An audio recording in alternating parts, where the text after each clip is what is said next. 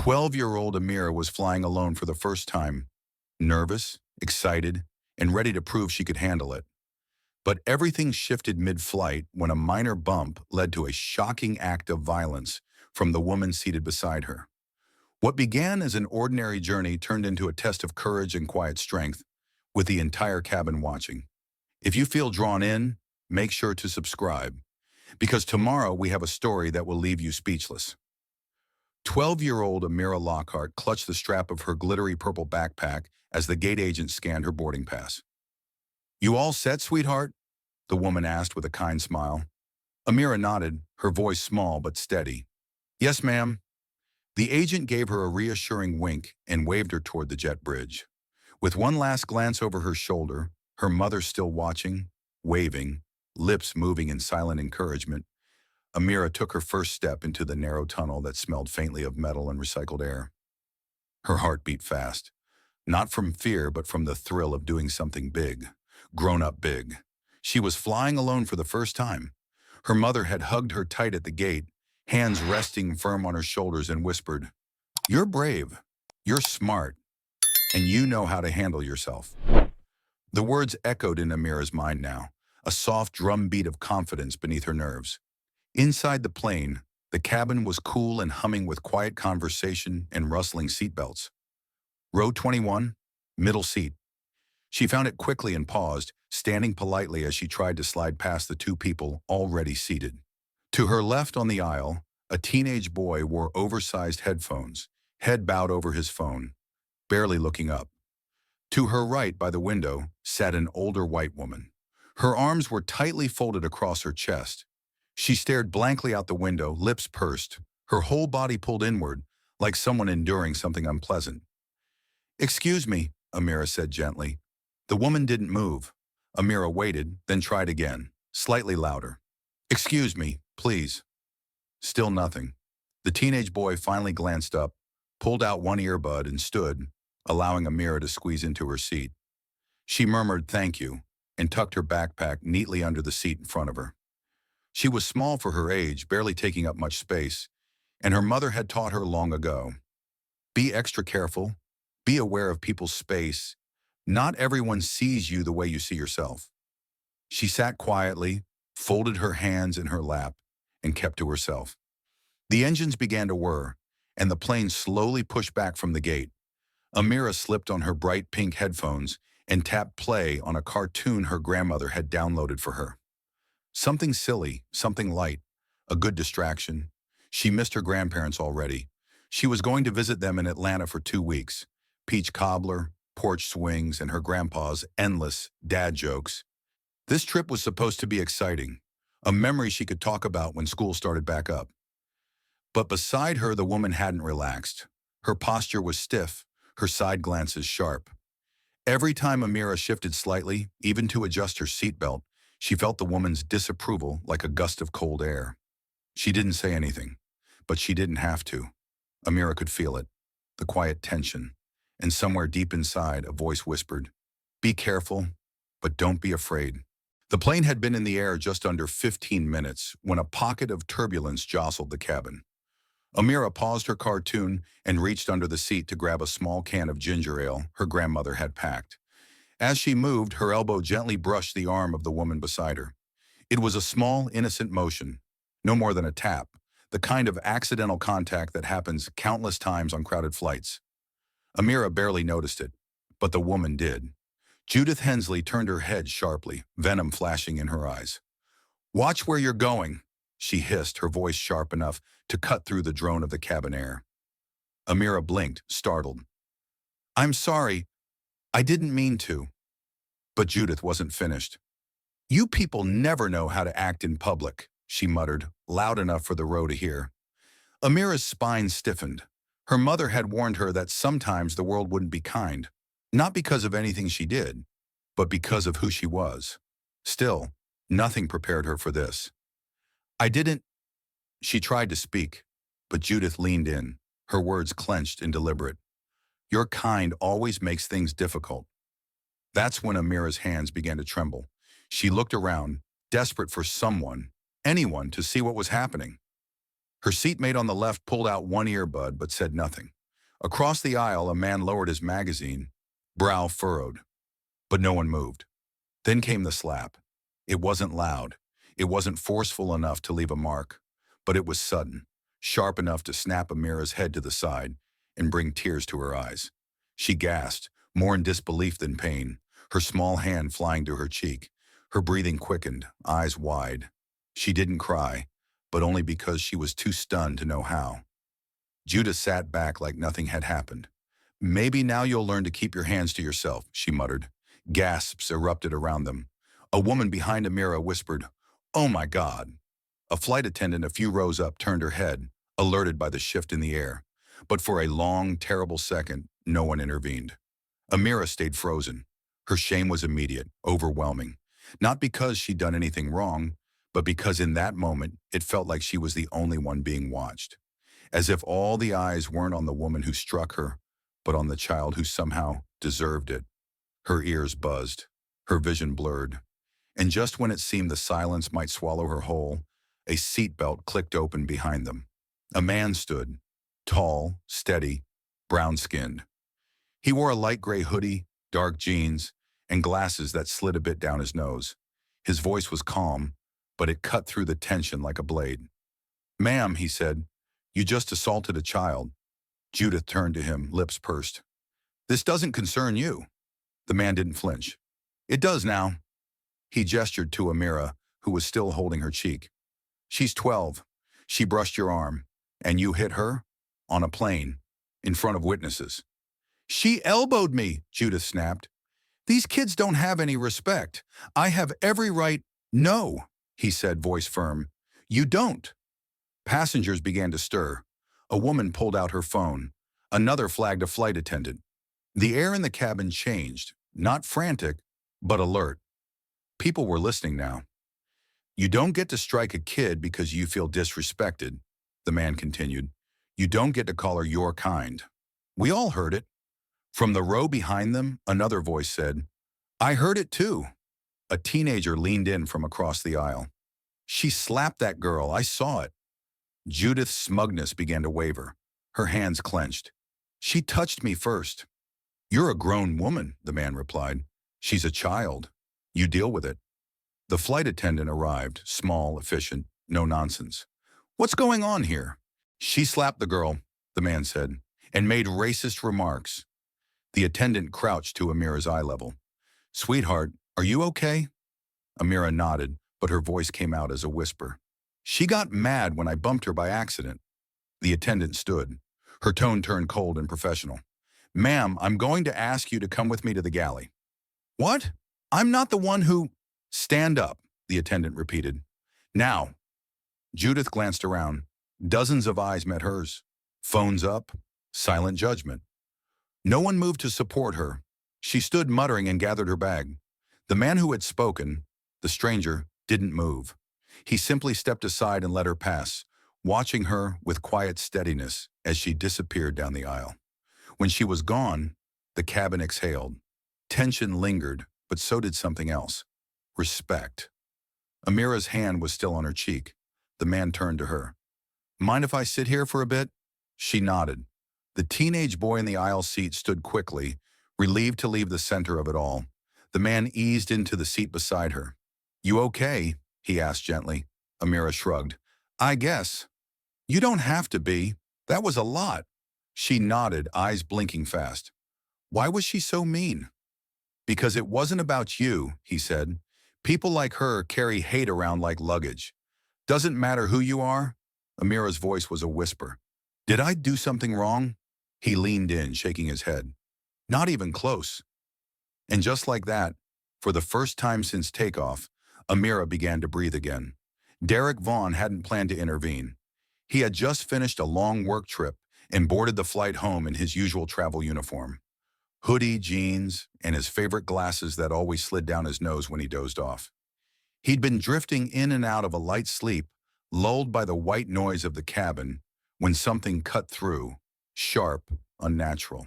A slap. The sound jolted him upright, his eyes focused. A row ahead of him, a young girl, no older than his own daughter, sat stiffly, one small hand pressed to her cheek, eyes wide with confusion and pain. The woman next to her leaned back in her seat as if nothing had happened. He didn't hesitate. Derek unclicked his seatbelt and stood. "Ma'am," he said calmly, "you just assaulted a child." His voice wasn't raised, but it carried. Passengers nearby turned their heads. The quiet hum of the cabin dimmed. The woman turned slowly, her face twisted with the tight, smug confidence of someone who had never been publicly questioned. She waved him off with a flick of her hand. "This doesn't concern you." Derek tilted his head. His stance was relaxed, but his eyes were unflinching. "Oh, it does now." He gestured toward Amira, whose small frame seemed to shrink deeper into her seat. Her hand was still pressed to her cheek. Her pink headphones dangled awkwardly from one ear. Her tablet lay forgotten in her lap. "You laid hands on a child," Derek said evenly. "On a plane, with witnesses." "She elbowed me," the woman snapped. "These kids don't have any respect. None of them." "You're a grown woman," Derek replied. "You got bumped on a crowded flight, and you responded with violence and racism. That's not about respect. That's about power." Murmurs stirred. A woman across the aisle leaned forward. "I heard it too." She said, "You're kind." "Yeah," someone else added from a row behind. "She slapped that little girl. I saw the whole thing." The woman's confidence wavered. Her fingers clenched her armrest now. "She touched me first," she said, voice losing its edge. Derek didn't blink. "And you hit her." The flight attendant arrived, short, focused, a no-nonsense professional in a Navy uniform. Her eyes swept the row, registering the tension. The faces turned, the phones recording. "What's happening here?" she asked. Derek stepped slightly aside. "This woman slapped the girl in the middle seat. She also made racial remarks." The attendant crouched by Amira, her voice softening. "Sweetheart, are you hurt?" Amira's voice was barely audible. "I accidentally bumped her. She got mad." The attendant stood up, turning toward the woman. Her tone changed instantly, steely and formal. "Ma'am, I'm going to ask you to come with me to the back of the plane." "What?" the woman balked. "I'm not the one." "This is not up for discussion. Stand up, please." There was a long pause. The woman, Judith, looked around. Every eye in the cabin was on her now. Phones were raised. Faces were firm. She stood, muttering under her breath, grabbing her bag in short, jerky motions. Derek didn't move. He didn't speak. He simply held her gaze until she passed him. When she was gone, escorted down the aisle by the attendant, the tension didn't break immediately. It settled, like dust after a long overdue gust of wind. Derek turned back toward Amira. "Mind if I sit here a bit?" She looked at the teenage boy on the aisle. He stood up quickly, relieved to escape the spotlight. Derek lowered himself into the seat, slow and calm. He didn't lean in or ask questions right away. He just sat, present, solid. Amira's eyes were wet but holding, her voice a whisper. "She said stuff I didn't understand. I didn't do anything." "I know," Derek said. "I saw it. You didn't do anything wrong." He rested his hands over his knees. "Some people carry hate around like a purse. Doesn't matter who you are. If you don't fit what they expect, they lash out." Amira looked at him. "Did I make her mad?" He shook his head. "She brought that anger with her. You just reminded her of what she wanted to ignore." They sat in silence for a moment. Around them, the hum of the cabin returned. Faint conversation, seatbelt clicks, flight attendants quietly resuming their work. But something had changed. People glanced at Derek with respect. One woman gave him a soft nod. A man in the row across offered a quiet thumbs up. "You know what my daughter would have done?" Derek asked gently. Amira glanced at him. "She's 10. She probably would have punched that lady in the knee." Amira snorted unexpectedly, a half laugh that caught her off guard. She blinked in surprise. "She like me?" she asked. "Very much, except louder." That got a real smile. From a few rows ahead, someone leaned back to say, "Thank you, man." Derek nodded, no big gesture. Just a man who had kept a promise to himself. Never look away. The teenage boy returned after a few minutes, hovering awkwardly. "You want your seat back?" Derek asked. The boy shook his head. "Nah, it's cool." I'll stretch my legs." When he left again, Derek turned to Amira. "You okay now?" Amira shrugged. "Kinda. That's more than enough for now." And for the first time since the plane left Detroit, Amira relaxed. Not fully, not forever, but enough to exhale, enough to know she wasn't alone. The plane was quiet again, not truly quiet. There was the ever-present hum of the engines, the rustling of snack wrappers, the faint chatter from further rows. But around Amira and Derek, there was a stillness that wasn't about noise. It was about space. Amira sat with her hands clasped in her lap, her ginger ale can now untouched on the tray table.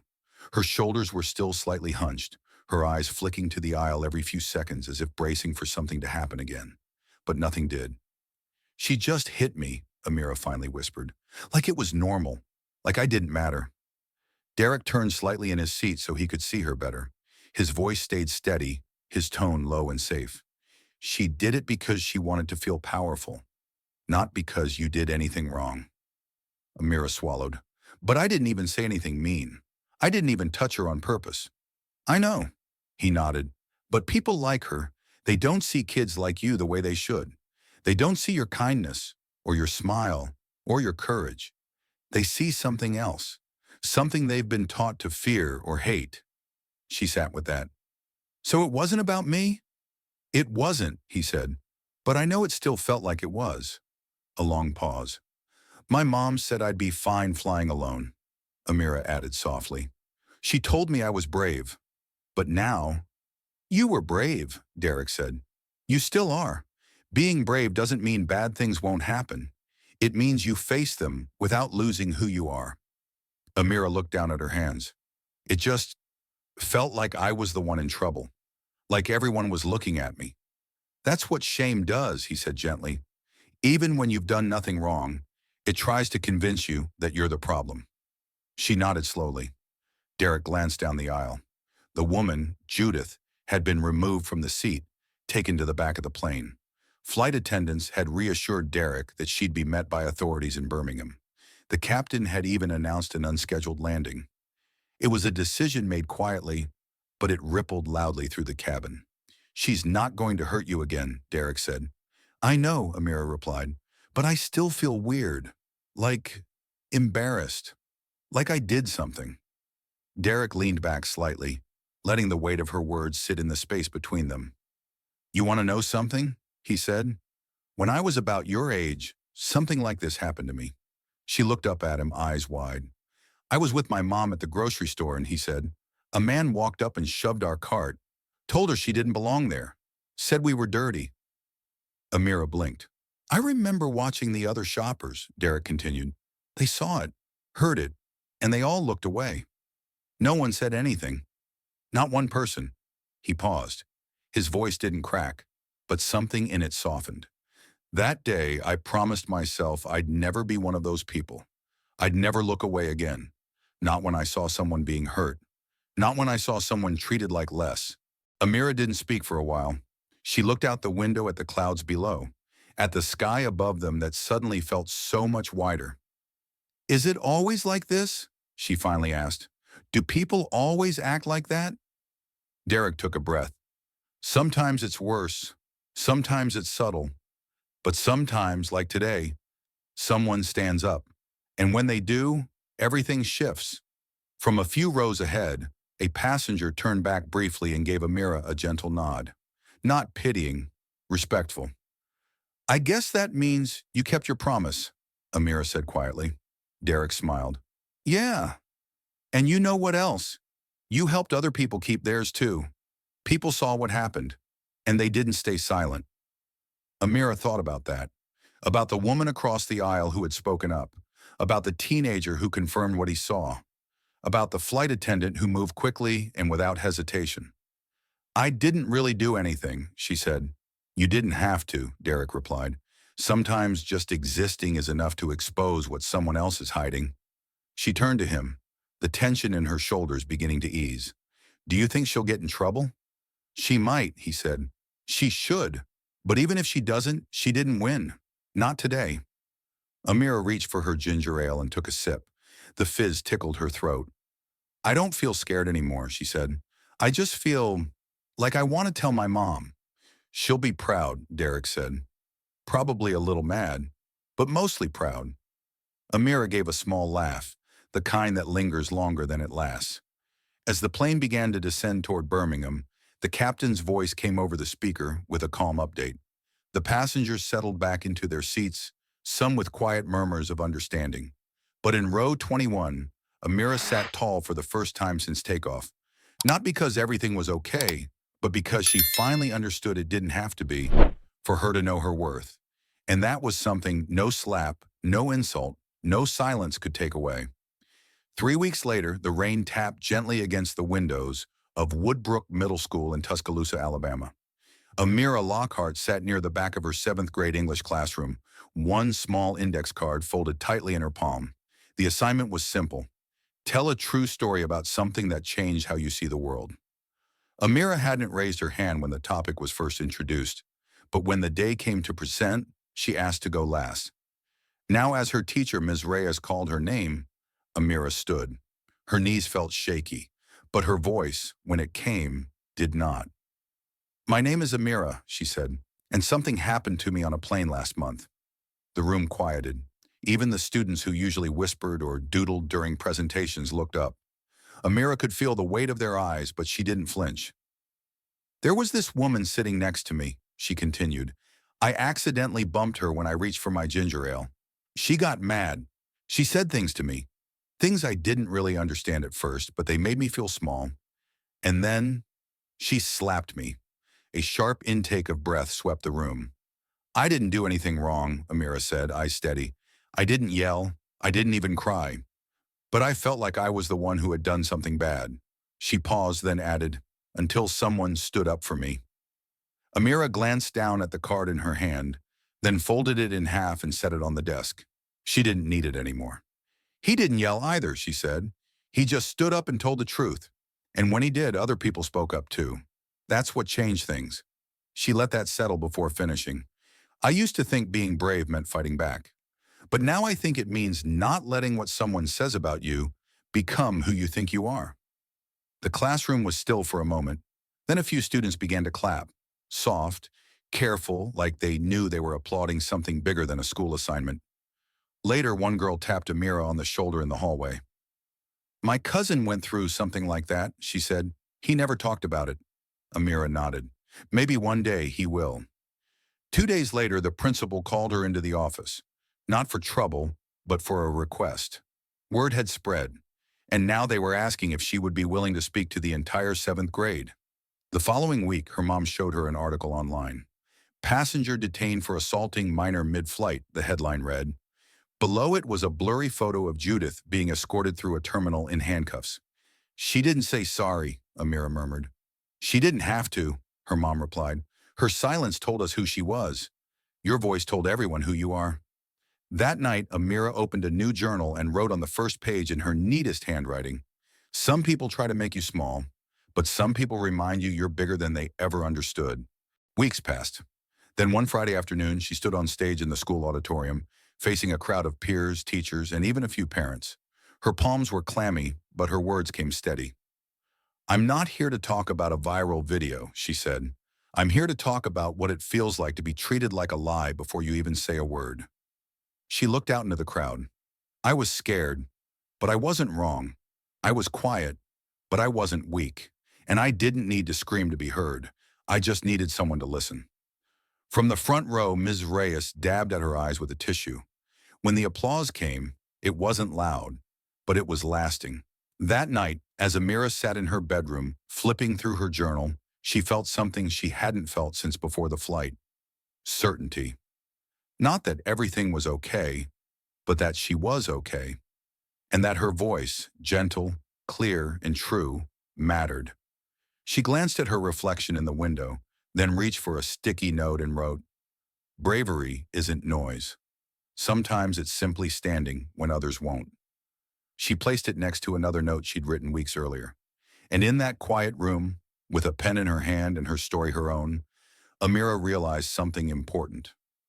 What had happened to her was unjust. But what she did with it, that was entirely hers. and it would echo further than she could yet imagine. If this narrated story moved you, don't let it end here.